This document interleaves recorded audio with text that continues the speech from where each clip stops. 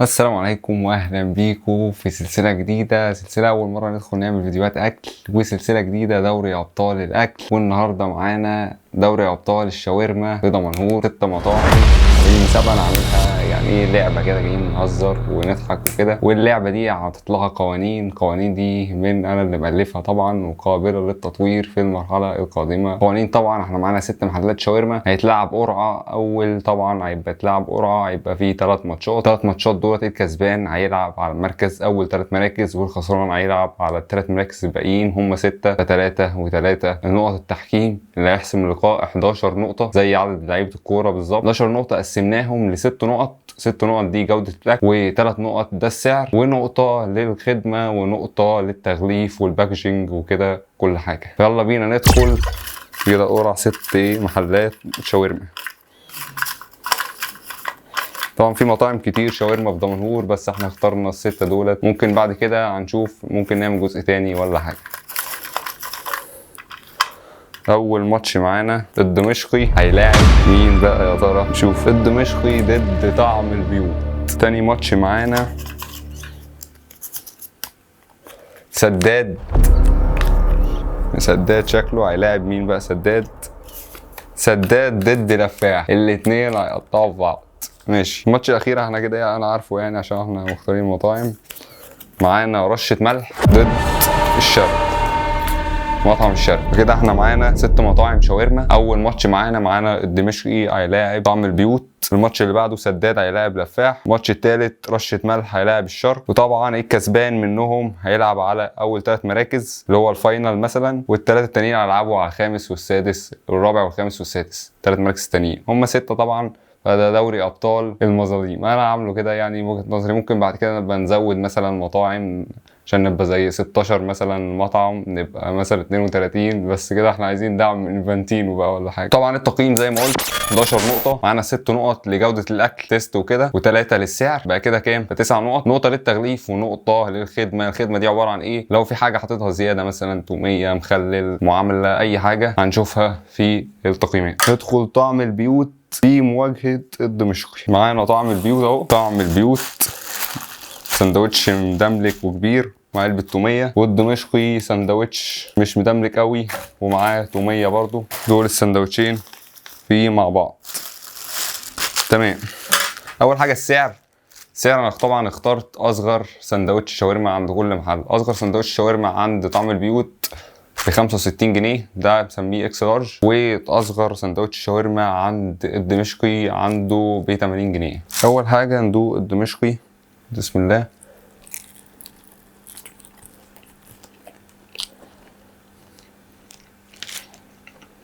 حلوة. والدمشقي طعمه حلو ومظبوط. دوق بقى ايه عم طعم البيوت. ده هو سندوتش متحمص اكتر، وطبعا السندوتش بتاعه اصلا يعني ايه، حسه اكبر من الدمشقي وارخص من الدمشقي. فندوقه بسم الله. تتبيلة اقوى في الدمشقي عن طعم البيوت، دي من وجهة نظري، وانا حاسس بالطعم بالظبط. نروح للتقييم الاتنين. طبعا التقييم هنكتبه في ورقة عشان نبقى عارفين كل حاجة. أول حاجة الدمشقي نديله كام في التست؟ أول حاجة نقيم الأسهم. الخدمة عدي كل واحد. الباكجينج عديله كل واحد ماشي. السعر ده طبعا السعر مش في ده 80 وده 65، يعني فرق كام؟ 15 جنيه، مش حاجة جامدة. السعر مثلا عدي 3 لطعم البيوت، ودي الدمشقي لأن طعم البيوت برضو أكبر يعني في السعر، ممكن يشبع أكتر، فخلي مثلا الدمشقي 2. بخلي الدمشقي 2. طعم مش عارف، ده حاسه في انتخابات الجردل والكنكة والجردل. أما الدمشقي عديله 5 من 6. عدي طعم البيوت للأسف اديله 3 من 6. كده مجموع السندوتش 3 6 7 8. اخد 8 من 11، والدمشقي اخد 9 من 11. ده التقييم. كده الدمشقي فاز بهدف واحد، والدمشقي كده ده اول انتصار في الماتشات. الدمشقي فاز بهدف واحد. ده اول ماتش. ندخل على اللي بعده، لفاح وسداد. تعالى يا سداد. سداد معانا اهو. ده اصغر سندوتش عند سداد ب 50 جنيه، واصغر سندوتش طبعا، بس مقارنه بالتانيين هو صغير جدا، بس يعني قلت ايه اشتري اصغر حاجه، بس مش هتفرق، هنقارن برضو من الجوده. تاني حاجه معانا لفاح برضو من ارخص السندوتشات ب 70 جنيه، ولفاح كمان عنده سندوتش مش عارف اسمه الصواريخ او حاجه ب 45 جنيه كمان، يعني ارخص من سداد. وده جاي معاه علبه مخلل، وده جاي معاه علبه توميه، يبقى الاثنين هياخدوا الخدمه كامله وهياخدوا والتغليف. هو سداد اشيك بصراحه، الكيس اتقل، بس هندي الاثنين برضه. سداد هديله واحد خدمه، واديله واحد دي واحد. اول حاجه بقى ندوق، ناخد تفاح الاول. تفاح حاسه رفيع كده، يعني ايه مش اقوى حاجه، العيش بتاعه يعني ماشي. شاورما ندوقه، بسم الله. الشاورما بتاعته حاسسها مالحه سنه، احنا بنقطع من النص، يعني ايه ما تقوليش بناخد من الطرف، هناخد من نص السندوتش. ندخل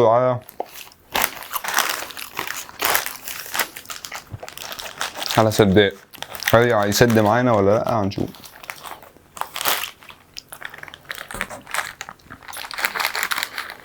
بس سداد 50 جنيه فيه بطاطس، وعنده سداد عروض بصراحة اللي هي عاملها ديت، بس السندوتش بيبقى فيه بطاطس كمان، يعني بتبقى نسبة الشاورما قليلة شوية. بس هندوق من الله.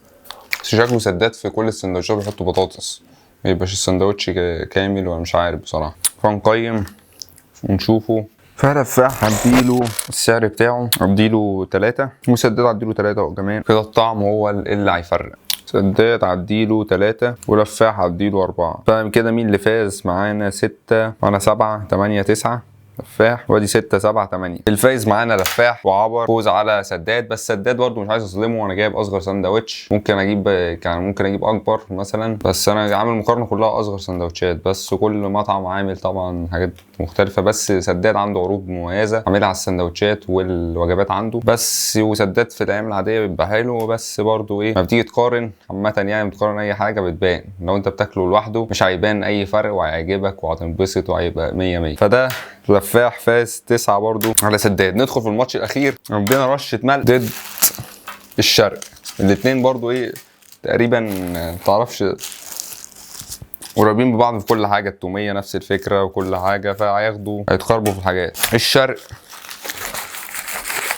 نجربوا فيه مع 2 توميه، كل واحد معاه 2 توميه، سواء الشرق او رشه ملح. بس رشه ملح عايز السندوتش اصغر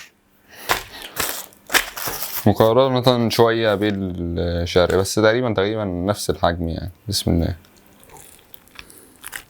رشة ملح بقى ايه، نجربه كده ايه ونشوف. بسم الله. طعم الخيار المخلل رشة ملح ضرب فيا عظيم، مش هي طعم الشاورما موجود. قيم الاتنين، والاتنين هيتقيموا.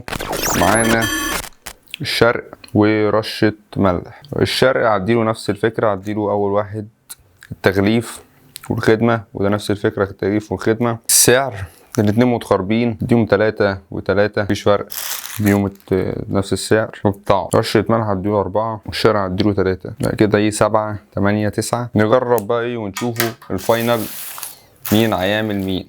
كده نخلي رشة ملح، دخلي الدمشقي، وندخل معاه لفاح. التقييم معانا الدمشقي ورشة ملح ولفاح. أول حاجة الخدمة 2 تومية، ده تومية وده 1 تومية، هديهم 1 1 1. الباكجينج هديله 1 1 1.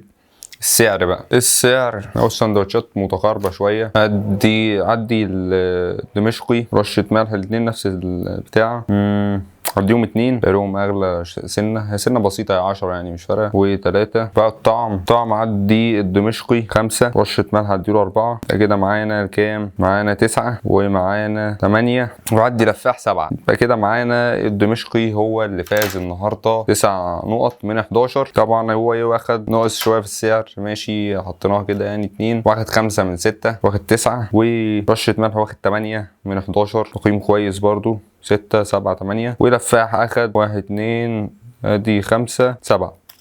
معانا في الاول 3 انا الدمشقي، رشه ملح، لفاح المركز الثالث. وندخل على الرابع والخامس والسادس. تعالى الشرق، تعالى سداد، وتعالى طعم البيوت.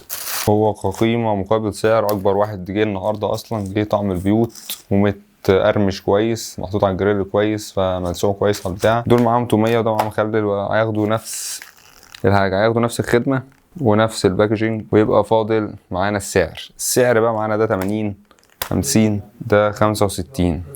السعر ندي الشرق 2 وندي سداد 3 وندي طعم البيوت 3 ده في السعر، لأن فرق 15 جنيه يعني.